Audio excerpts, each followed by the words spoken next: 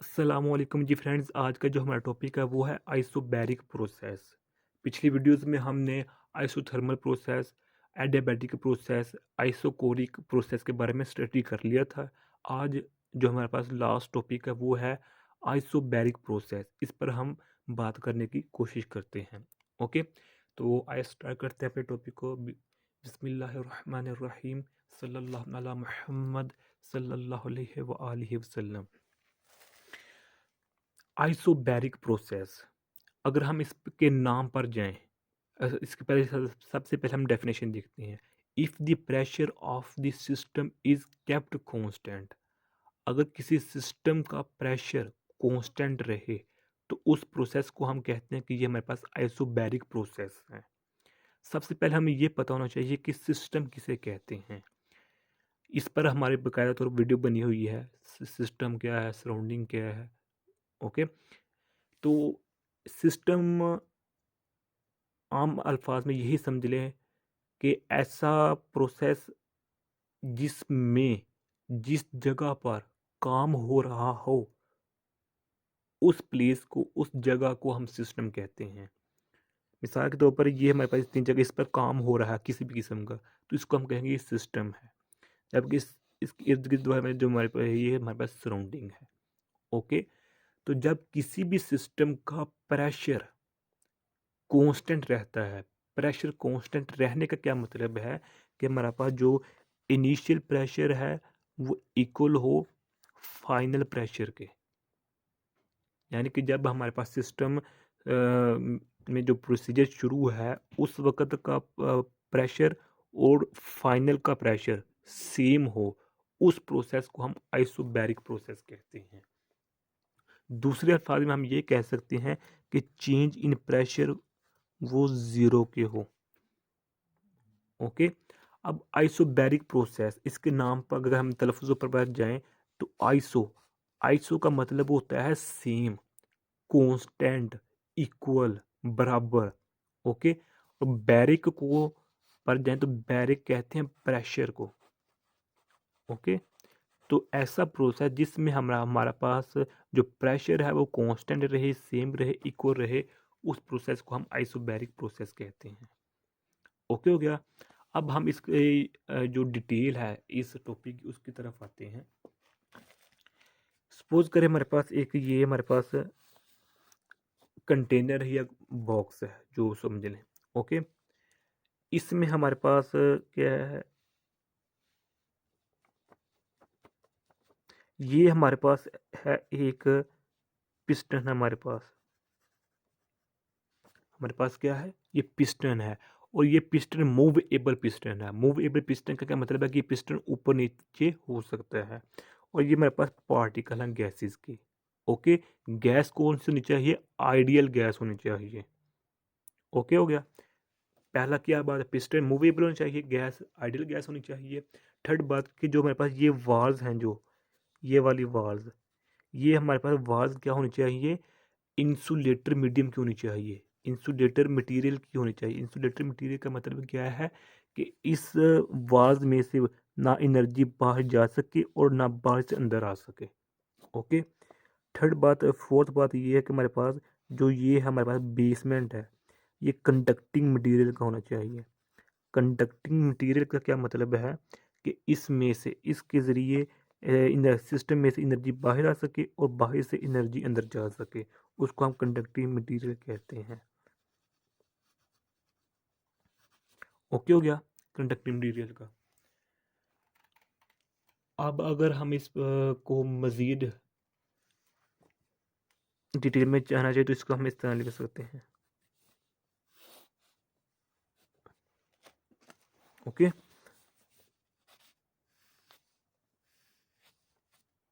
इसको हम मज़ीद दो दफ़ा लिख लेते हैं।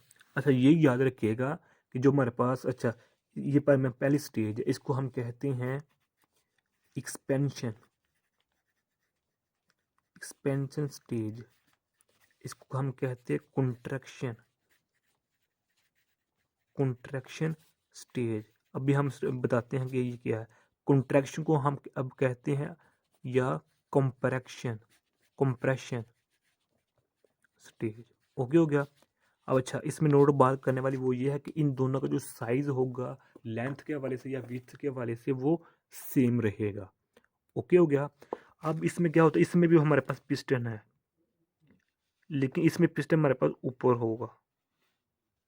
ओके? इसमें हमारे जो मॉलिक्यूल्स की जो डिस्टेंस होगा वो ज़्यादा होगा इसकी निस्बत। इसमें हमारे पास जो पिस्टन होगा वो बिलो होगा। ओके? और इसमें मॉलिक्यूल्स के दरमियान जो हमारे पास डिस्टेंस होगी वो बहुत ही कम होगी। ओके? अब चूँकि हम जानते हैं कि हमारे पास जो ये वाल्स हैं ये इंसुलेटेड मटेरियल की हैं। ये हमारे पास जो पिस्टन है ये मूवेबल पिस्टन है। ओके हो गया? चूँकि हम स्टडी कर रहे हैं आइसोबैरिक प्रोसेस। आइसोबैरिक प्रोसेस में हमारा प्रेशर जो होता है वो कांस्टेंट रहता है। प्रेशर क्या रहता है हमारे पास? कांस्टेंट रहता है। प्रेशर हमारे पास कांस्टेंट, तो प्रेशर को कांस्टेंट रखने के लिए हम इस यहाँ 2 केस स्टडी कर रहे हैं। एक केस को हम कहते हैं एक्सपेंशन स्टेज, सेकंड को कहते हैं कॉन्ट्रैक्शन स्टेज या कंप्रेशन स्टेज, या इसको हम कह सकते हैं आइसोबैरिक एक्सपेंशन, या इसको कह सकते हैं हम आइसोबैरिक कॉन्ट्रैक्शन या आइसोबैरिक कंप्रेशन। ओके? अच्छा, इधर होता क्या है कि इधर हम नीचे से हीट देते हैं इसको। जब नीचे से हम इसको हीट देंगे तो जो हमारे पास ये मूवेबल पिस्टन है ये ऊपर चला जाएगा। सपोज करें मेरे पास जो इसका ओरिजिनल था पोजीशन पिस्टन की वो ये थी, तो अब इसने यहाँ से लेकर यहाँ तक जो है डिस्टेंस तय कर लिया है, जिसको हम डिनोट कर रहे हैं डेल्टा वाई से। क्यों? क्योंकि हमने नीचे से क्या किया, हमने एनर्जी दी है, हम नीचे से हीट किया है। तो क्योंकि हमारे पास ये कंडक्टिव मटेरियल होता है इधर निचली वाली साइड पर, जब हम हीट इंटर करेंगे तो हीट इसके अंदर इंटर हो जाएगी, तो जो हमारे पास पिस्टन होगा वो ऊपर चला जाएगा। तो वो डिस्टेंस ओरिजिनल से लेकर नए पोजीशन के दरमियान जो डिस्टेंस होगा उसको हम डेल्टा वाई से शो कर रहे हैं। ओके? अब हम ये हमारे पास पिस्टन अगर हम इसको हम फिक्स करके रख दें, जो हमारे पास पिस्टन अगर हम इसको फिक्स ही रखे हुआ होता, तो फिर क्या होना था कि जब हम हीट एक अंदर दाखिल करते सिस्टम के अंदर, तो मॉलिक्यूल्स के दरमियान जो डिस्टेंस थी वो मॉलिक्यूल्स के दरमियान जो मोशन थी वो उनकी रफ्तार मोशन की रफ्तार ज़्यादा हो जानी थी। ओके हो गया? मोशन की रफ्तार तेज़ होने का क्या मतलब है कि वेलोसिटी तेज़ हो जानी थी मॉलिक्यूल्स की यानी कि गैसेस के एटम्स की आपस में। जब वेलोसिटी तेज़ होगी ज़्यादा होगी तो उसका क्या मतलब है, वहाँ काइनेटिक एनर्जी ज़्यादा होगी। काइनेटिक एनर्जी ज़्यादा होगी उसका मतलब क्या है कि प्रेशर ज़्यादा हो जाएगा। मैं किस केस में बात कर रहा हूँ, जब हमारे पास इधर पिस्टन अगर फिक्स है उस वक़्त में, जब हम नीचे से हीट अंदर दाखिल कर रहे हैं सिस्टम के, तो सिस्टम के मॉलिक्यूल्स के दरमियान मोशन की जो रफ्तार है वो ज़्यादा हो जाएगी, जिसकी वजह से इसकी जो वेलोसिटी है वो ज़्यादा हो जाएगी, मीन एक्सेलरेशन ज़्यादा हो जाएगा एक दूसरे के साथ। उसके अलावा इसके जो बाहर टेम्परेचर होगा वो ज़्यादा हो जाएगा। टेम्परेचर ज़्यादा हो जाएगा तो इसके जो मॉलिक्यूल्स के दरमियान इंटरनल एनर्जी है वो ज़्यादा हो जाएगी।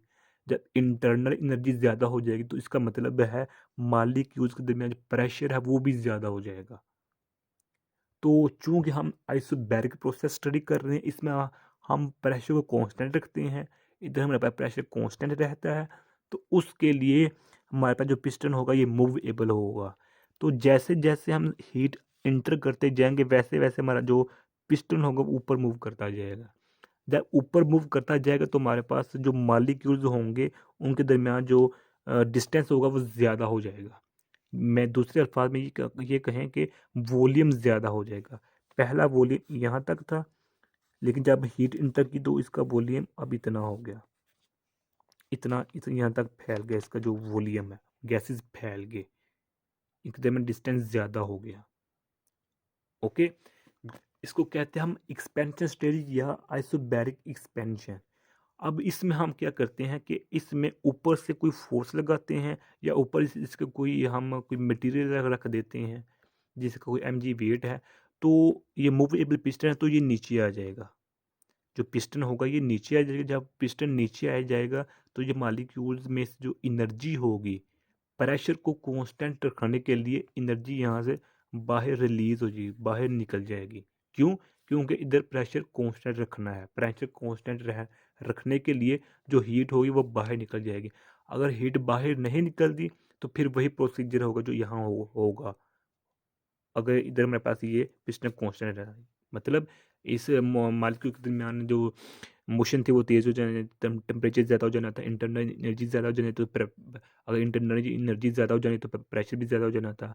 क्योंकि इस आइसोबैरिक प्रोसेस में हमारा प्रेशर कांस्टेंट रहता है, प्रेशर सेम रहता है, जिसकी वजह से जिस मिकदार में हम ऊपर से फोर्स लगाते जाएंगे उसी मिकदार से इधर से इंटरनल एनर्जी जो होगी वो कम होती जाएगी, यहाँ की हीट बाहर निकल जाएगी, जिसकी वजह से हमारे पास जो प्रेशर इधर भी कांस्टेंट रहेगा। लेकिन इधर हमारे पास जो वॉल्यूम होगा वो कम हो जाएगा और मॉलिक्यूल्स के दरमियान जो डिस्टेंस होगा वो बहुत क्लोजली हो जाएगा, बहुत कम हो जाएगा। तो इसको कहते हैं हम आइसोबैरिक कॉन्ट्रैक्शन या आइसोबैरिक कंप्रेशन कहते हैं। ओके हो गया। अब हम अगर बात करें इसके पीवी डायग्राम की, यानी कि जो मेरे पास इसका डायग्राम, पीवी डायग्राम की बात करें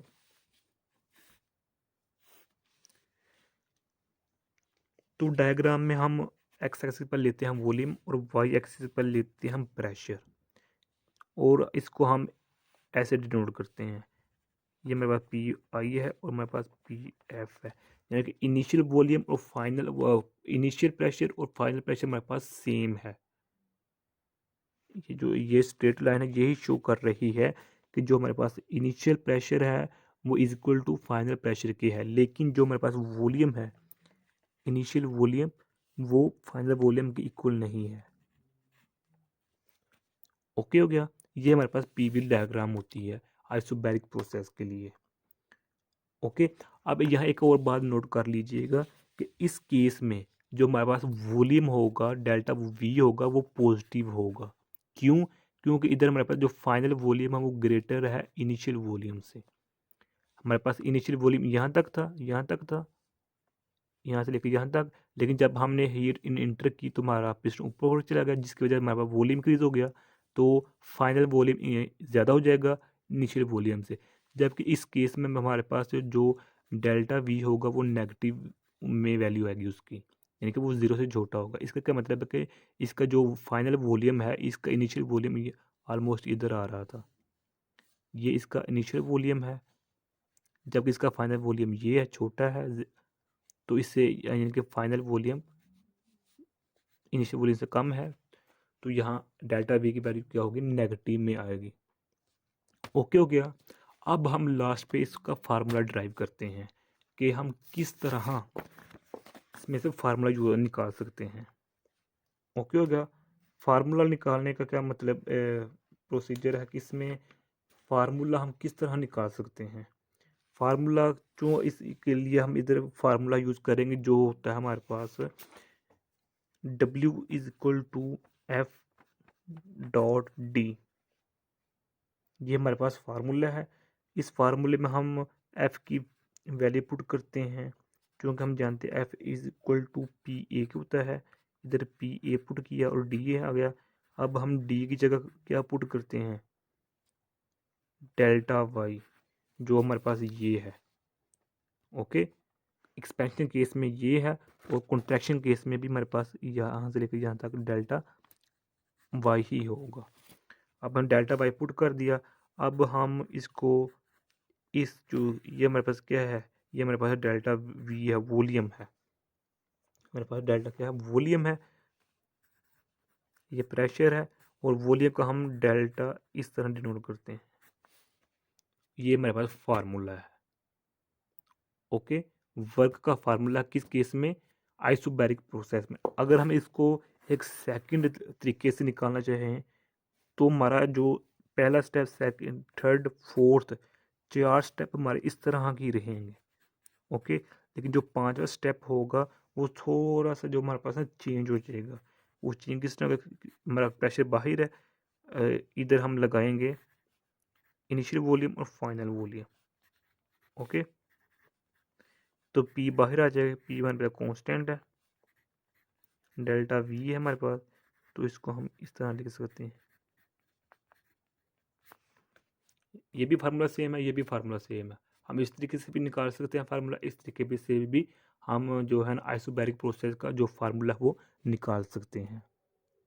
ओके हो गया। अगर हम लास्ट पे बात करें कि जो फर्स्ट लॉ है, फर्स्ट लॉ ऑफ थर्मोडायनामिक्स जो हमारे पास है,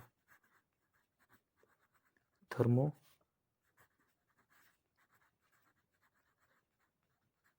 जो हमारे पास फर्स्ट लॉ ऑफ थर्मोडायनामिक्स है, इसमें हमारे पास इसका फार्मूला क्या होता है, Q is equal to delta U plus W। ये मेरे पास फार्मूला होता है फर्स्ट लॉ ऑफ थर्मोडायनामिक्स का। ओके हो गया। इसमें चूंकि हमारे पास जो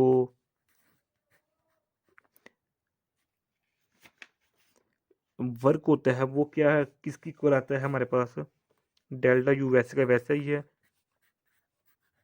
ये है, या इस तरह लिख लें या आप इसको इस तरह लिख लें, delta U plus P V F negative V I, हम इस तरह भी लिख सकते हैं। ओके हो गया। इधर आप आर लिख लें, ये भी फार्मूला सही, ये भी फार्मूला सही। ये according to first law of thermodynamics के मुताबिक हमारे पास आइसोबैरिक प्रोसेस में फार्मूला ये आता है। तो ये आज का हमारा टॉपिक इतना था। तो उम्मीद है आप लोगों को इस वीडियो की समझ आ गई होगी। अगर फिर भी कुछ क्वेश्चन पूछना चाहते हैं तो कमेंट के रूप में पूछ सकते हैं। और अगर आपने अभी तक हमारा चैनल पाक एम एन अकेडमी सब्सक्राइब नहीं किया तो सब्सक्राइब कर दें, लाइक शेयर कर दें। जज़ाकल्लाह खैर, अपनी दुआ में याद रखिएगा। अस्सलामु अलैकुम वरहमतुल्लाहि वबरकातुहू।